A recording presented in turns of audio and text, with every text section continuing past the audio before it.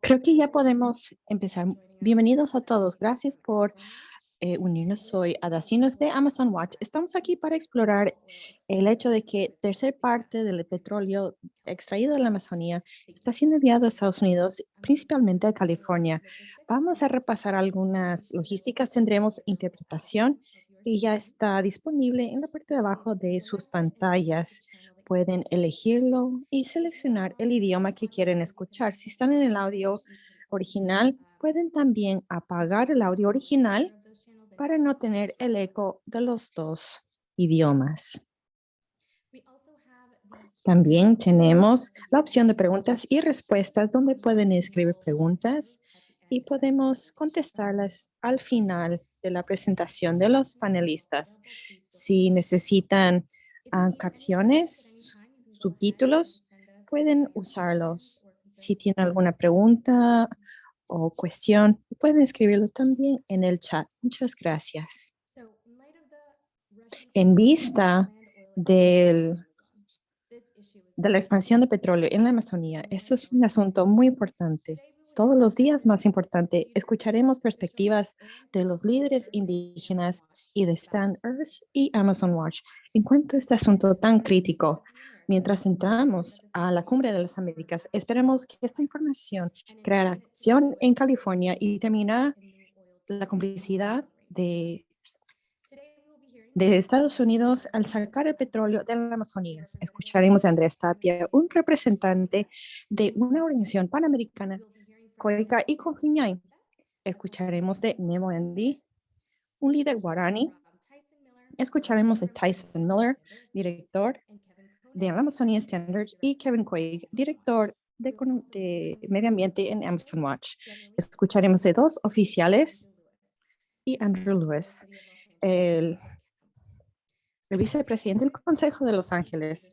Vamos a empezar con la perspectiva de los líderes indígenas Nemo Andy, Eswarandi y Cofiñán, y nos contarán de su experiencia en la Amazonía. Muchas gracias.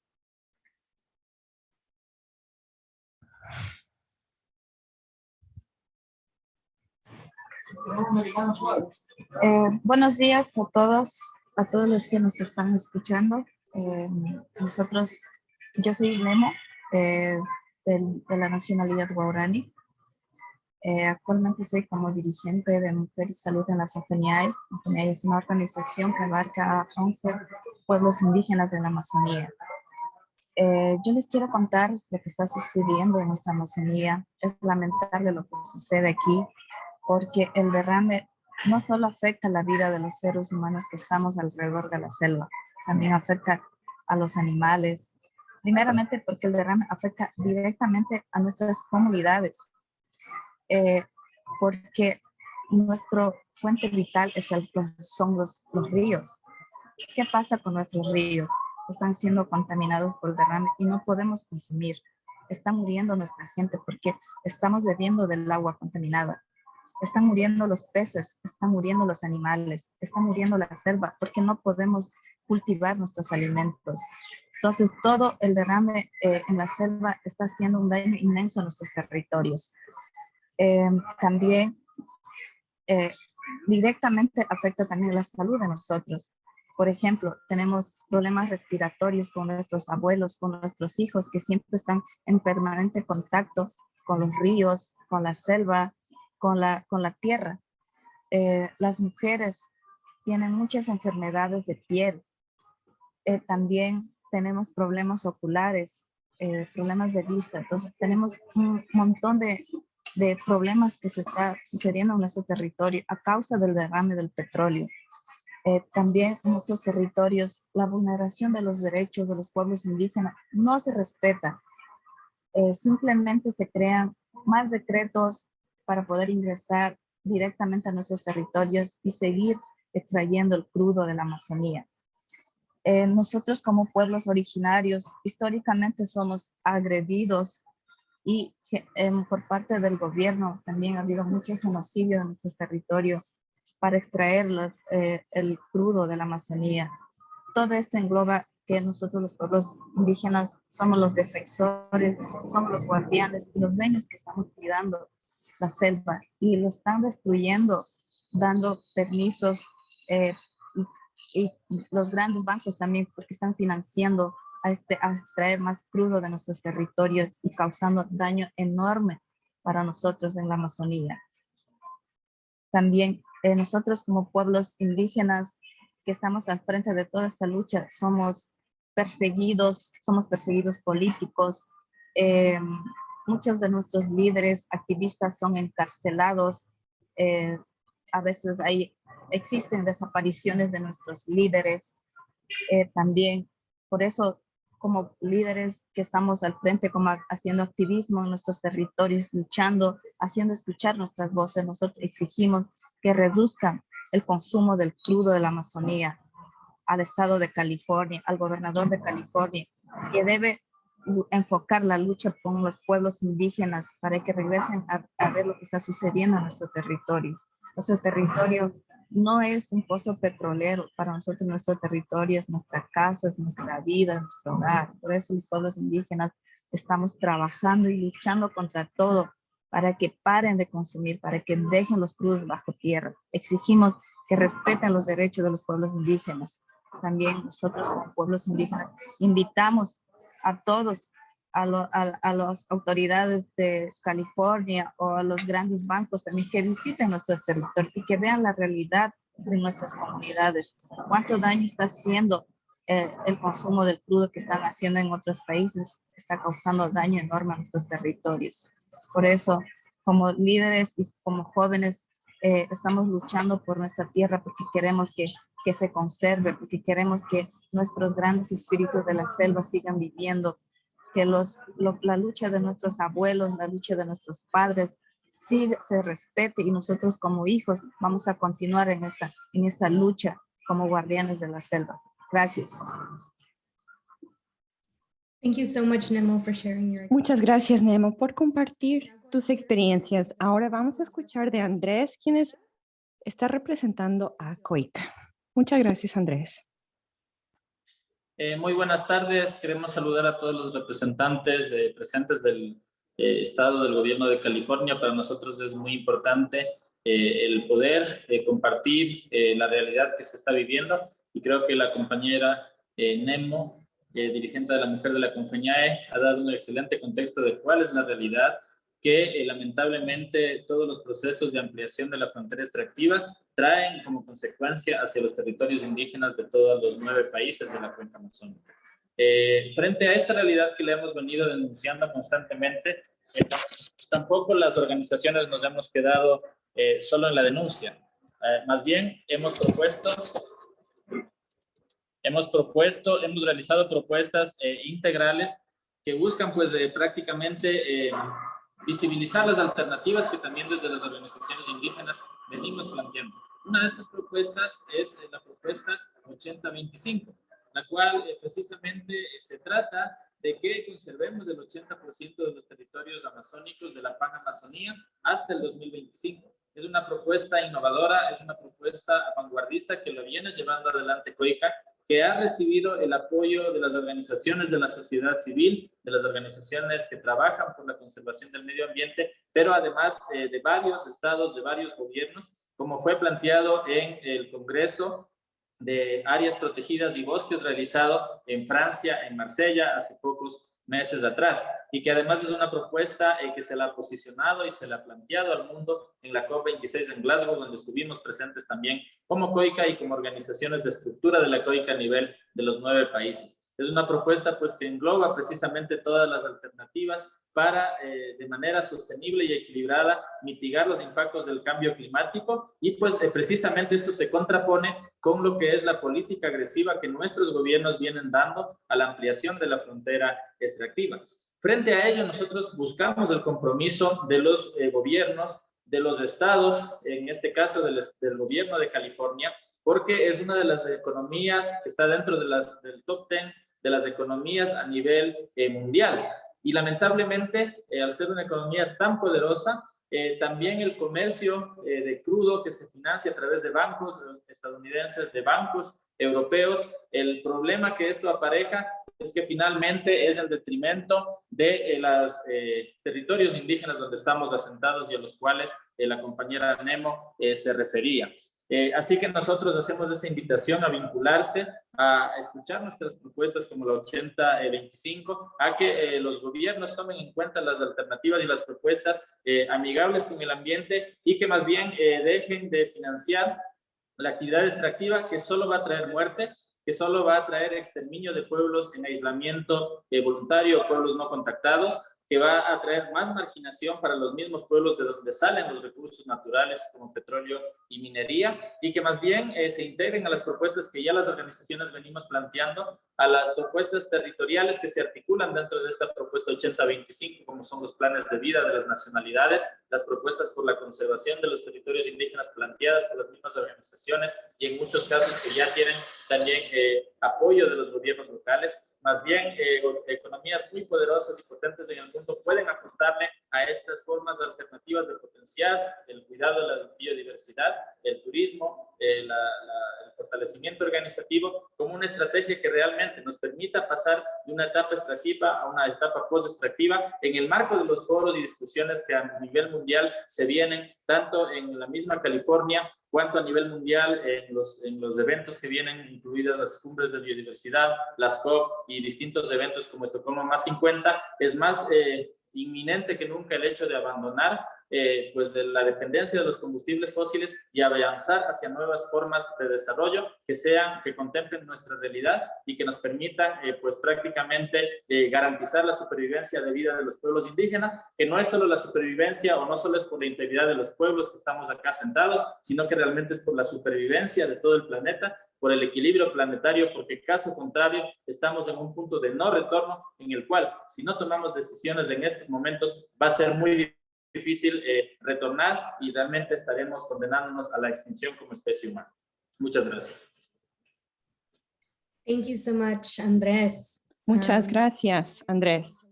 Es muy importante iniciar esta iniciativa de proteger el 80 hasta 2025. Ahora estaremos escuchando hallazgos de Stand Earth.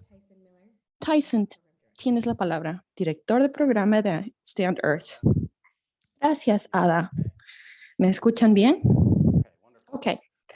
Fantástico. Yo voy a darles un sentido de flujo de petróleo de la Amazonía a California y vamos a entrar en algunos hallazgos que tienen que ver con el consumo del 50% de todo el consumo del petróleo de la Amazonía, que esencialmente significa que 1 de cada 9 tanques de gas en el estado. Entonces, es muy abrumador. California es uno de los 10 estados total que refine petróleo de la Amazonía, incluido refinerías del estado de hogar del presidente Biden. Esta investigación se realizó por una unidad de nuestra organización con Amazon Watch y fue dado al mundo a través de un reporte que se llama Linked Fates, que está en nuestro sitio web y fue cubierto por NBC News y tenía 100 historias con 180 millones de lectores. Estamos haciendo todo lo posible por hacer este problema más visible con gobiernos en California y catalizar acción. Aún estamos trabajando en eso. Como ya se mencionó por Andrés, lo que es algo que es muy increíble es que hay más reconocimiento a nivel global de la necesidad de proteger el 8025. Eso fue pasado en la COP26. Aquí es donde tenemos que ir para reforzar la necesidad crítica de no estar abriendo la Amazonía para más extracción. Y hay que mantener lo que está intacto, hay que dejarlo intacto y proteger a los pueblos indígenas. Esto es muy diferente a las políticas actuales que están solicitando 30% para 2030. Tiene que ser 80% para 2025. Algo que debemos notar que los ciudadanos, hicimos una encuesta de los ciudadanos para ver con los residentes sobre este tema y la preocupación de los ciudadanos. Y los datos son muy interesantes y que 2/3 de las personas en Estados Unidos están preocupados de que Estados Unidos y California es uno de los comisores más grandes de petróleo de todo el mundo. 2/3 que votarán por oficiales que hayan tomado acción sobre este asunto crítico y la misma cantidad está dispuesta a tomar acciones y cambios de vida para solucionar este problema. Esta actitud es muy importante para todos ustedes porque tiene que ver con las prioridades de todos ustedes. Hay presión que está creciendo en California para tomar acción en este tema tan crítico de dejar el petróleo en la tierra y al no expandir de forma doméstica en California, hay esta presión. Solo va a seguir aumentando esta presión de los ciudadanos en los siguientes meses o años. Esto es como un inicial les dará un sentido de dónde está viniendo el crudo, pero básicamente hay una gran cantidad de petróleo que sale de Ecuador, pero Perú y Colombia también son países que están proveyendo crudo para Estados Unidos y California.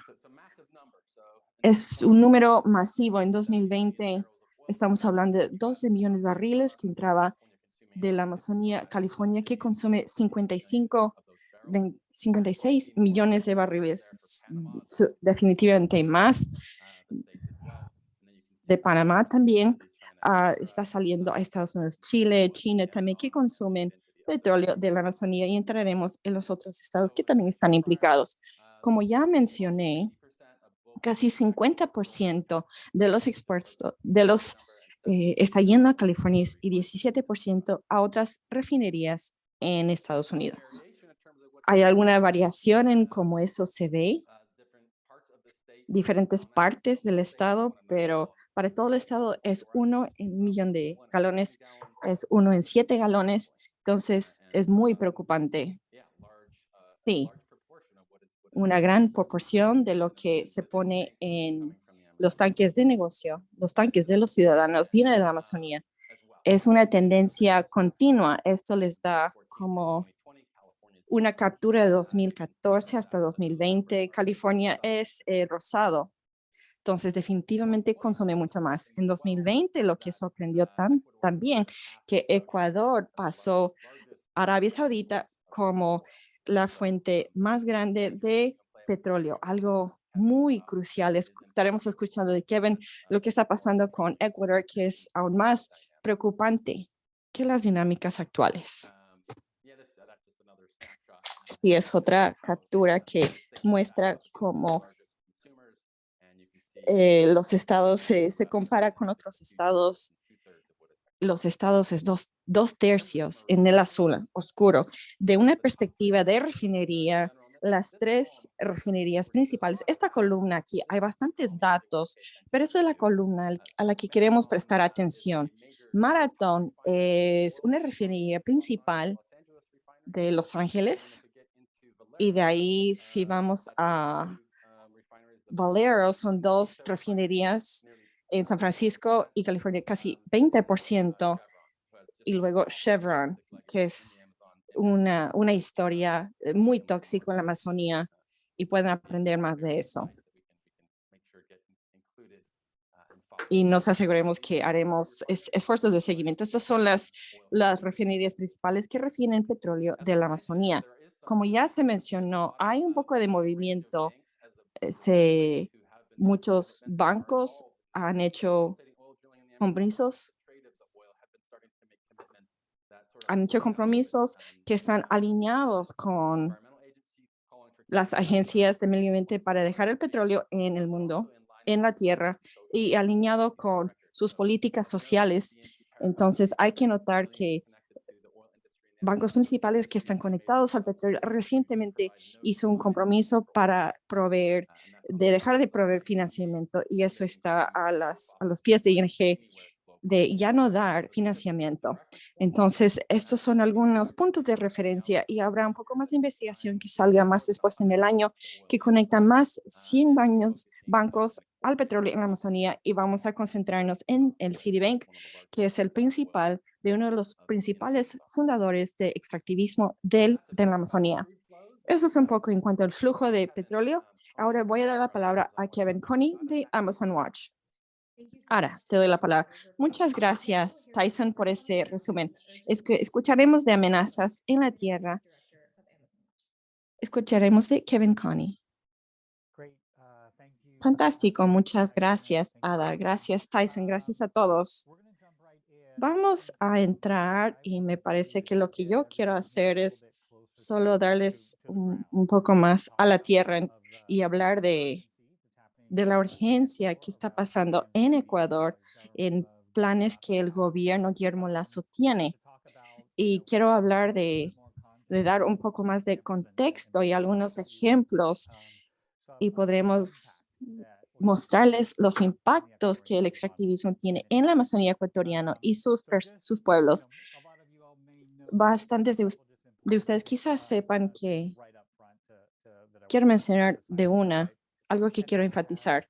Ecuador tiene un pequeño porcentaje de la cuenca amazónica en general, pero es el con más biodiversidad. Es uno de los lugares más biodiversos de todo el planeta. Estamos hablando de gran diversidad de plantas, mamíferos, anfibios. La Amazonía ecuatoriana también es hogar, como dijo Nemo y Andrés, hay 11 nacionalidades amazónicos y hay 2 grupos que están viviendo en aislamiento voluntario. Son nómadas y viven dentro del Parque Nacional Yasuní. Obviamente, muy importante para nuestra conversación y seguro ustedes ya saben, pero la otra importante cosa de Ecuador, del bosque de Ecuador, como dijo todos los otros bosques, es que son esenciales para la estabilidad climática. Entonces, para entender un poquito más, vamos a ver este mapa. Van a ver diferentes mapas en esta presentación, pero solo vamos a entender esto bien y vamos a orientarnos. Esto es Ecuador. Todos estos bloques esto es la Amazonía de Ecuador. Y podemos dividirlo en 2 más o menos. La Amazonía del Norte y pueden seguir el curso de Tyson. Estos son los bloques de verde claro. Eso es básicamente la región donde se produce petróleo en Ecuador. Aquí es donde empezó la extracción en los 60 o 70 con Texaco. Esto empezó el crecimiento del petróleo y ha crecido desde ahí. Entonces, las 2 provincias, Sucumbíos, Orellana, están responsables de la enorme cantidad de petróleo que sale de la Amazonía de Ecuador. Ese petróleo sale de 2 tubos de petróleo. Esos corren cientos de kilómetros de la Amazonía. Ellos están paralelos con el río Coca y hablaremos de eso más adelante. Y del problema que representa de la erosión cómo ha afectado el río y cómo ha llevado a varios derramamientos. Pasan por todos los Andes, cruzan 91 líneas, cruzan 6 volcanes yendo a la costa y el puerto en el Pacífico, donde llegan a California y Estados Unidos. En este mapa también, Tyson, quieres hacer un círculo, pero el Parque Yasuní está justo. Hay algunos bloques petroleros que están en la parte de arriba. Vamos a hablar de eso, pero también todos esos bloques al sur, los bloques amarillos son todo lo que es básicamente un bloque disponible. Vamos a ir al siguiente. Entonces, como ya mencioné, el presidente Lasso planea duplicar la producción de 500 millones hasta 1 millón de barriles por día. Él dijo ejecutó un decreto ejecutivo que permite muchas reformas y esperan que aumentará la inversión. Cambiaron los contratos con empresas de contratos de servicio a participativa y otras reformas que están en proceso de ser implementados. Entonces, en cuanto a esta expansión, estamos muy preocupados que está programando Ecuador. Ecuador tiene que hacer dos cosas. Tiene que expandir producción y buscar más. Algo que tenemos que recalcar. Ecuador, sus planes ahorita son consistentes del IEA, el reporte IEA, que encontraron que no hay espacio para más producción más allá de campos que ya están produciendo actualmente. También va sin decir que más producción, más exploración no es compatible con el Acuerdo de París. Y Tyson creo que lo puso ahí, pero quiero mostrarles aquí, quiero recalcar el Parque Yasuní, esos bloques, bloque 16, bloque 31 y bloque 43, todos están en el parque. Hay 8 bloques que están en ese parque y es Yasuní donde el gobierno quiere tener la mayor parte de nueva producción, nuevo crudo en esas tubos y a California y a otros países. Entonces, para darles un visual a las personas, eso es un bloque que se llama el ITT, bloque 43 en frontera con Perú. Así se ve. Es una foto por el NDC hace unos meses. Aquí es donde el nuevo crudo, aquí es donde sale para duplicar la producción y esto llegará a California. Gran parte ya está llegando. Es el bloque que yo estoy hablando, bloque 43. Pueden ver aquí, no vamos a entrar en todos los aspectos, pero es importante entender, hay 186 bloques, el plan es para más de 600. Esto implica áreas que no se puede tocar, de pueblos que están viviendo en aislamiento voluntario. Es una amenaza muy grande para ellos de tener la industria continuamente más presente en sus vidas. Otra cosa aquí en cuanto a Yasuní, no es solo un parque nacional y hay 8 bloques petroleros ahí. Es una reserva biosphere. Es el corazón de la biodiversidad, donde hay más especies de árboles en el Yasuní que en todo el norte de Norteamérica. Quizás algunos recuerden, pero quería mencionarlo aquí, que en el 2017 Ecuador tuvo una propuesta de mantener algunos el petróleo en el tierra, era la propuesta ITT. Había muchas razones por qué esta propuesta no funcionó, pero este es el área que estamos hablando ahora. Se está prosiguiendo con la extracción. Una última cosa, el otro plan recientemente anunció para el área de Yasuní de reunir esta meta de duplicar la producción, es tener un megabloque, alguno de los bloques ya en el parque. Eso significa más infraestructura, más un tubo de 150 millas a través del Parque Nacional Yasuní, a través de la selva, para incrementar la producción de esos pozos y para poner en el sistema de el tubo petrolero nacional. Significa más carreteras, más infraestructura. Una de esas carreteras está en la puerta de Tagmaraní. Esta es la carretera que han hecho hasta ahora. Otro componente grande que nos preocupa mucho es nueva exploración. Vamos a quedarnos aquí. Nueva exploración, estamos hablando de estos bloques dorados en la parte de abajo, hasta 17 bloques petroleros nuevos, junto 1,000 hectáreas. Pensamos que el proceso de asignación puede abrir será hasta más adelante en este año. Pues el resto de la Amazonía, de esa área sin carreteras y todo territorio indígena. Y como dije antes, es una nueva exploración, obviamente nueva producción, que no es compatible con el reporte IEA. y el Acuerdo de París. Esto están buscando crudo que simplemente no podemos usar. Sí, en cuanto a esos territorios indígenas de hace unos años, pero este mapa nos muestra los bloques del sur y cómo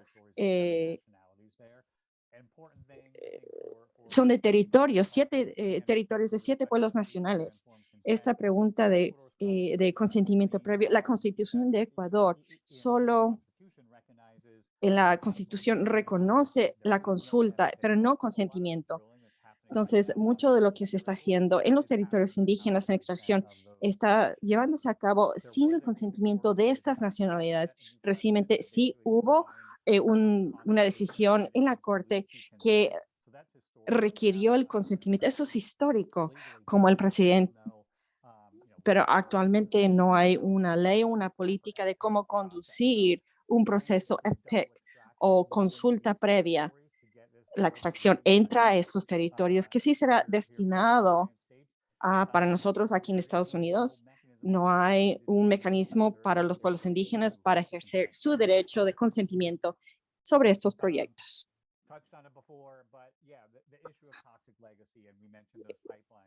Mencionamos estos tubos de petróleo. Hace los últimos años han habido 2 derramamientos principales en transecuatorianos, tubos petroleros. Han construido 8 variantes, pero todos estos han colapsado también. Hasta ahora estamos hablando de hasta 1 millón de crudo. Podemos ver este efecto en la Amazonía, grandes impactos en los pueblos indígenas que viven en ese río, están pescando y bañándose y bebiendo de esta agua. Y no hay solución a largo plazo. Tienes estos 2 tubos que van hasta la costa y no hay solución a este punto para mover estos tubos. Cuando piensas de doblar la producción, asusta mucho porque claramente el asunto de la integridad de estos tubos, hay grandes cuestiones. ¿Es viable el explotar el petróleo a través de estos tubos? Aparte de el tubo de Trans-Ecuadorian en los pozos, derramamiento tras derramamiento. Era en 2020, 2 derramamientos por sangre. Petroecuador es responsable por 130 derramamientos en los últimos 3 años. Han habido preguntas muy grandes en cuanto a remediación y compensación a las comunidades afectadas. Y estos temas van mucho atrás. Desde el inicio de la excavación hemos visto una gran falta de la responsabilidad económica o capacidad política del Ministerio de Medio Ambiente o la industria de reconocer y operar de una forma que sea responsable en sentido ambiental. Obviamente no es sorprendente, pero es muy trágico. Nemo habló hace un momento, es trágico, porque básicamente tienes todos estos herramientas que están pasando a la vez a personas que, esto es una selva, es personas que están viviendo, están bañándose, están pescando de este río, están viviendo con esta infraestructura, como denota este cuadro, esta foto. Pueden imaginarse los impactos de salud con los que están lidiando estas personas. Otro factor principal que tenemos que mencionar es la deforestación. En Ecuador, la industria petróleo empuja mucho la deforestación. Es una foto de Yasuní. Esto es lo que supone el crear estos cuadros para estos pozos. Han habido muchos estudios que han establecido la conexión, la causa entre extracción, la industria de petróleo con deforestación. Sabemos también que es la industria petrolera, en este punto también la industria minera, pero ellos van primero, son los que van primero, lo limpian, crean carreteras, instalan su infraestructura y con el tiempo ahí es donde la tala de árboles legales e ilegales y todas las demás empresas entran detrás de las empresas petroleras. Y este último punto es algo muy grande en el que todos debemos pensar, es que esta nueva expansión y nueva exploración, nuestras reservas petróleo afectará grandemente el bosque para buscar el petróleo. Otro factor clave que tenemos que recalcar es lo que mencionó Nemo hace un momento, el tema de los defensores de los derechos. Este es un artículo de Amnesty International, es un tema en toda Latinoamérica, pero en Ecuador hay varios casos recientemente de 4 o 5 mujeres que han sido críticas vocales de la industria petrolera que han recibido amenazas de muerte, intimidación, y líderes indígenas también han recalcado, son perseguidos por el gobierno tan solo por ejercer sus derechos básicos. Entonces yo voy a dejar la presentación ahí. Muchas gracias por su tiempo. Gracias, Kevin, por ese resumen. Antes a nuestra siguiente sección, quiero animar a todos a poner sus comentarios en la sección de preguntas y respuestas. Se perdió el audio de Ada, sin audio. Intérprete no puede seguir interpretando porque no hay audio. Ada, parece que tu señal no está muy buena. Parece que ya volviste.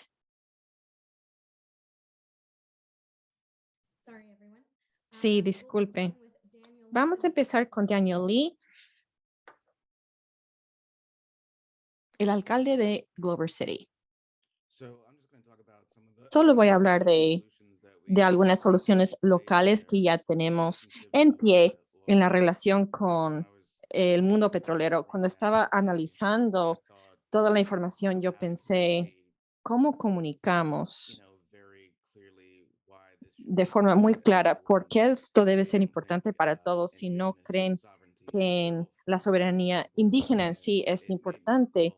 Y me hizo pensar la erupción volcánica en Islanda hace como una década más o menos, y cómo cerró el viaje aéreo sobre el Atlántico. No recuerdo cuán conectados estamos los unos a los otros. En Glover City tenemos el paso de cerrar el campo de petróleo Inglewood, el más grande en Estados Unidos, parcialmente como resultado de nuestros esfuerzos del condado de Estados Unidos.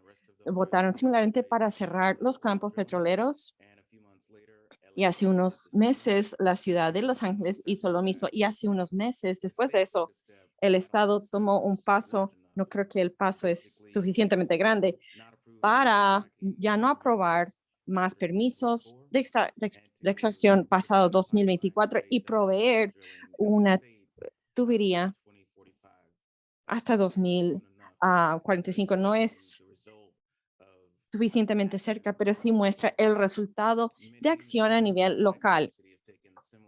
En otras municipalidades se han tomado pasos similares como Clover City y envían un mensaje al gobierno de California que esta industria extractivista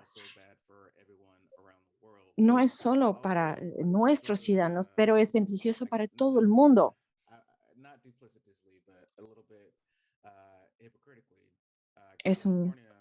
De forma hipócrita, California está invirtiendo en carbón en la Amazonía, y hay debate entre grupos ambientales si es que vale la pena. Me parece que es otra tarjeta para salir de la cárcel, por decirlo así. Básicamente, esto permite que las empresas sigan, les permite seguir destruyendo la Amazonía por algún tipo de beneficio en otro lugar. Necesitamos una solución más comprensiva que dice que este tipo de extracción, este tipo de degradación de territorios indígenas no es aceptable. Tenemos la tecnología para tener muchas cosas en las que dependemos, como petróleo, energía limpia, energía solar. Nosotros parte de la Alianza de Energía Limpia, y los últimos 5 años hemos obtenido nuestra electricidad de energía renovable. La tecnología está ahí, existe, y mientras más demanda ponemos en el mercado para renovables, mientras más la tecnología será menos caro y podremos expandir. Tenemos el derecho de vivir y de respirar, pero son nuestros esfuerzos y son nuestro estilo de vida y países como Estados Unidos que han empeligrado a los pueblos indígenas en la Amazonía. Es nuestra responsabilidad de rendir cuentas por nuestras acciones, especialmente las acciones de nuestro Estado y nuestro patrón de consumo, porque es increíblemente inético e injusto que nosotros quememos tanto carbón como nos dé la gana y no enfrentarnos a las consecuencias. Tenemos que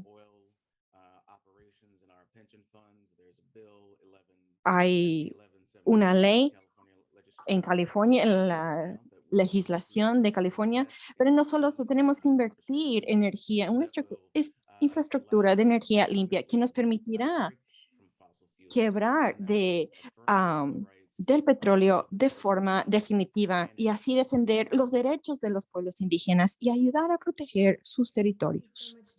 Muchas gracias, Daniel Lee. Ahora vamos a escuchar de Andrew Lewis, el vicepresidente de la ciudad de Los Ángeles, el Consejo Comunal. ¿Sí me escuchan? Fantástico, es maravilloso estar aquí con ustedes, especialmente junto con otros panelistas, estimados como mi amigo Daniel Lee, que es un líder fantástico en este campo. Pido disculpas que está apagado mi video, mi laptop no está funcionando como debe hoy. Yo quiero hablar un poco en cuanto a lo que Daniel dijo, lo que está pasando en Los Ángeles. Como él mencionó, Los Ángeles es hogar a la mayor concentración de campos urbanos. En California nos unimos a Culver City e incorporamos parte del condado de Los Ángeles para detener campos petroleros nuevos y actuales, y lo que eso hizo, la ordenanza que se pasó por el Consejo de Ciudad dirige abogados del Estado de no solo prohibir la excavación de petróleo, pero también cambia las leyes zonales para hacer la extracción ilegal. Parte de hacer eso posible y llegar al grano de eso. Entonces, hay un estudio que ha sido propuesto para ver cómo la ciudad puede legalmente, poco a poco, dejar el uso de la energía fósil. Anunció a través de California el gobernador, que busca hacer esto a todo el estado y va a dejar y ya no está permitiendo la excavación en áreas residentes o áreas escolares en Estados Unidos, en California. Un momento, por favor.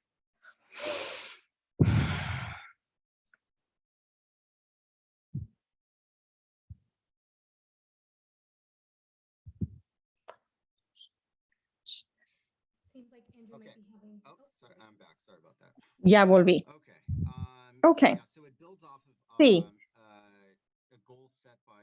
La meta puesta por el gobernador de dejar todos los permisos en los que están 32 pies cerca de un hogar o escuela es muy ambicioso. No sé, no sabemos si es que es realista o si es que no sabemos, pero como ya se mencionó, California tiene una dependencia muy única en el petróleo amazónico.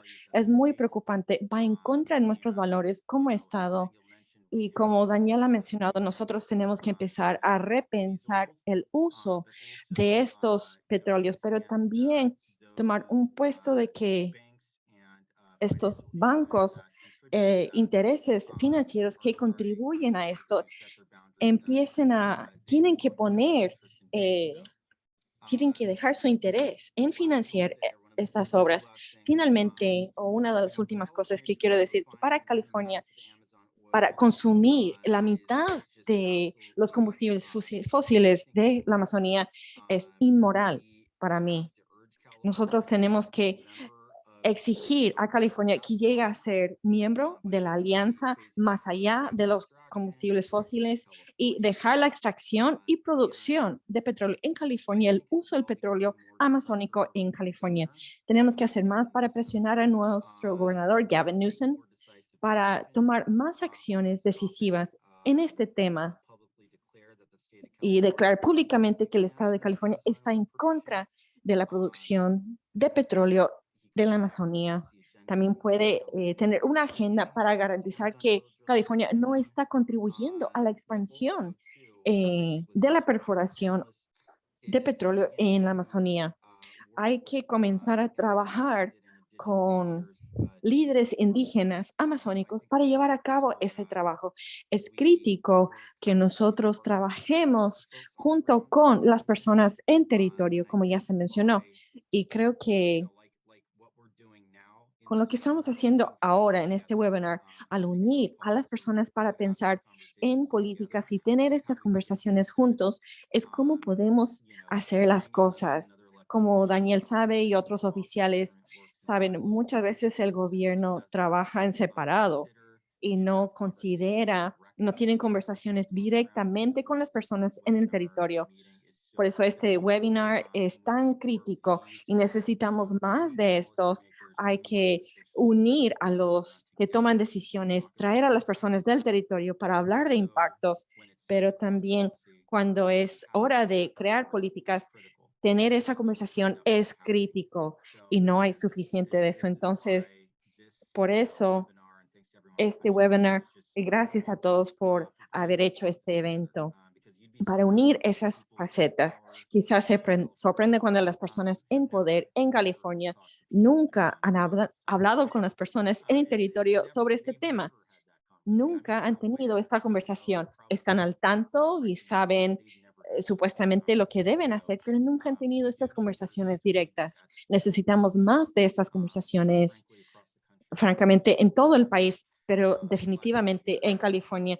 Estoy feliz de estar aquí y estoy muy orgulloso de que nuestro estado está yendo en la dirección correcta y hablaré por la ciudad de Los Ángeles que está siguiendo la dirección de Culver City.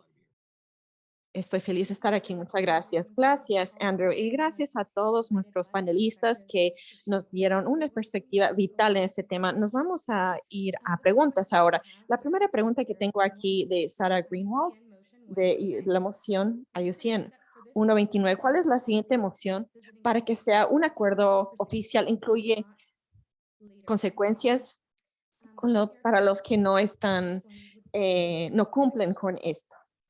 ¿Quién quiere contestar? Muchas gracias, Sara, por la pregunta. La moción de USN 129 fue el inicio de un proceso, de una meta que ha sido elevado por los pueblos indígenas y líderes de la Amazonía. Una vez, es una acción que nos llevará a tener un acuerdo oficial, pero también hay que tomar en consideración que hay tantos acuerdos oficiales como el Acuerdo de París. En el momento estamos en las negociaciones de la conferencia para la biodiversidad y tratamos de incorporar el lenguaje de proteger la Amazonía en el marco de biodiversidad.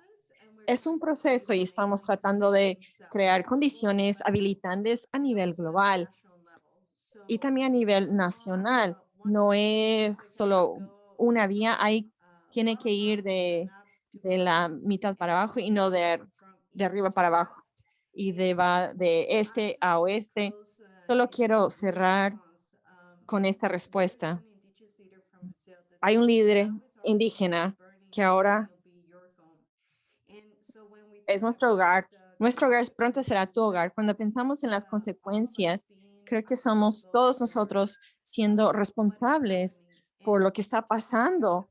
Si tomamos en cuenta los incendios que están pasando en California, que son similares a los incendios, especialmente en 2019 en Bolivia, y 48 grados ahora en India, y todo estos síntomas que estamos viendo en todo el mundo, Es lo que este líder nos advirtió hace unos años. Muchas gracias. Muchas gracias, Alicia. Entonces vamos a ir a los siguientes pasos. ¿Por qué la acción de California importa?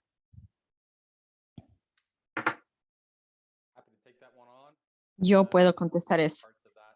Y hay diferentes partes de eso. Ada, quizás daré la palabra a Matt para que también comente, pero básicamente siendo que California es, o la mitad de los exportadores están llegando a California, y como Andrew mencionó, dichos claros, decretos claros que llaman la atención a lo que está pasando y poniendo metas para el Estado de no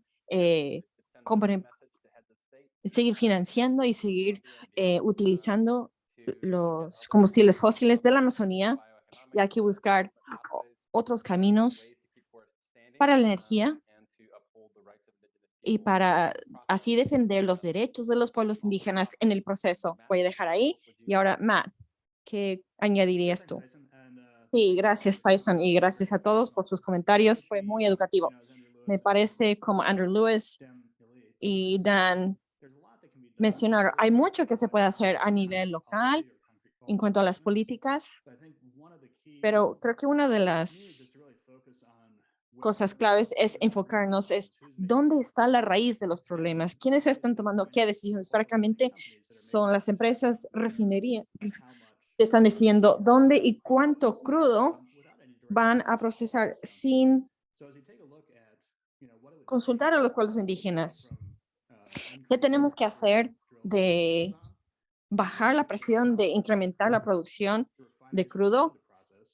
Tenemos que ver cuánto están permitidos procesar. Ahora los consumidores de California sea están usando menos del 70% de lo que las refinerías procesan. Entonces, al analizar esa cuestión es por qué los californianos que vivimos en zonas de extracción, por qué los en la Amazonía que están viviendo en zonas, por qué tienen que proveer a las refinerías de California. Cuando hablamos de salir, de dejar el petróleo amazónico, como dijo Tyson, es 11% de lo que es refinado en California, como 4 o 5% de lo que es refinado en California viene de zonas de extracción de pozos en California. Francamente, diferentes decisiones de cómo regulamos refinerías. No queremos ocupar petróleo de la Amazonía o petróleo local. Tenemos un reto muy interesante al tratar de identificar qué tipos de políticas pueden regular este asunto y cómo obtienen su crudo. Esto requerirá entendimiento o bien de la Asamblea, las agencias estatales, un compromiso del gobernador, cualquier forma para entender dónde están los mecanismos para impactar esto y asegurarnos que lo que escogen, de cómo escogen el crudo, no impacta la expansión en la Amazonía. Muchas gracias. Muchas gracias, Ma. Siguiente pregunta es para Andrés.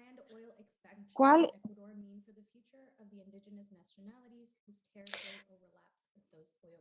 ¿Qué implica la expansión destinada en la Amazonía? ¿Qué significa para los pueblos ecuatorianos?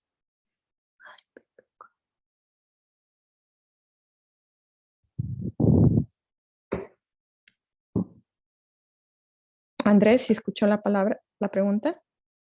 Está en el chat. Sí, muchas gracias por la pregunta.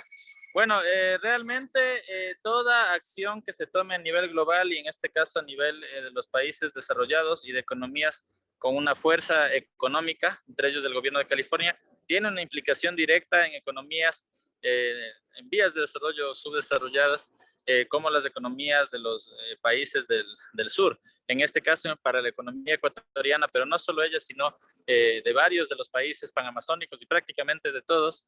Cualquier decisión a nivel de ampliación de la política extractiva repercute directamente de una manera negativa sobre nuestros territorios.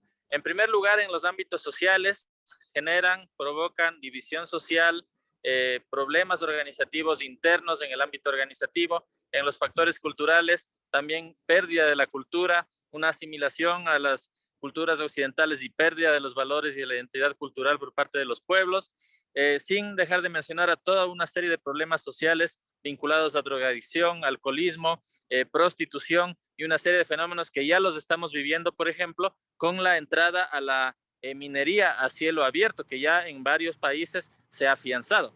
Entonces, una decisión que amplíe la extracción hidrocarburífica, por ejemplo, que la tomen los países, o que los bancos, por ejemplo, sigan financiando ese tipo de comercio de crudo, pues prácticamente repercute en el ámbito socio-organizativo sobre las organizaciones que conforman la estructura de cada uno de los países, en el caso del Ecuador, la Confeñae, la OPIAG en Colombia, cada uno de los países, y que son la estructura del movimiento indígena panamazónico, como es la COICA.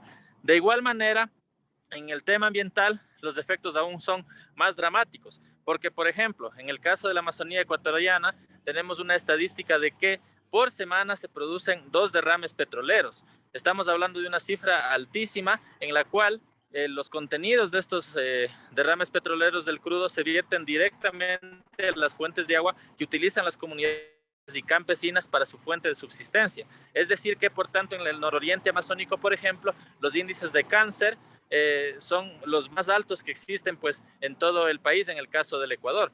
Pero además las afectaciones al medio ambiente se vuelven irreversibles por el grado de toxicidad que tienen los hidrocarburos. Se vierten en las fuentes de agua, están en los ríos. En un recorrido reciente nomás que hacíamos, podíamos evidenciarlo con la erosión regresiva del río Coca, por ejemplo, que rompió el oleoducto transecuatoriano y que vertió más de 6.800 barriles en la cuenca de estos ríos, que son afluentes del río Amazonas, están en las cabeceras de los bosques subandinos y por tanto alimentan al Marañón y al Amazonas. Entonces los efectos ambientales en este caso son pues sumamente amplios e incluso no han llegado a poder ser determinados con total exactitud por la ciencia los efectos a muy largo plazo, pero los efectos inmediatos son terribles por la falta de acceso al agua en medio de una crisis sanitaria que estamos viviendo y pasando, una triple pandemia que es la pandemia extractivista, la pandemia del COVID-19 y también la marginación histórica que hemos tenido las comunidades, los territorios indígenas. Así que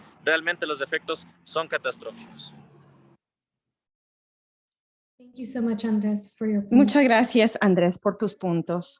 Vamos a cerrar la sesión por el día. Queremos animar a todos que por favor se comuniquen con nosotros y hagan preguntas si es que quisieran involucrarse en ver cómo podemos llamar al gobernador Newsom para dejar la complicidad en el crudo amazónico. Por favor, se unan a nosotros, contáctense con nosotros, podemos disponer de toda esta información, la presentación también luego del evento.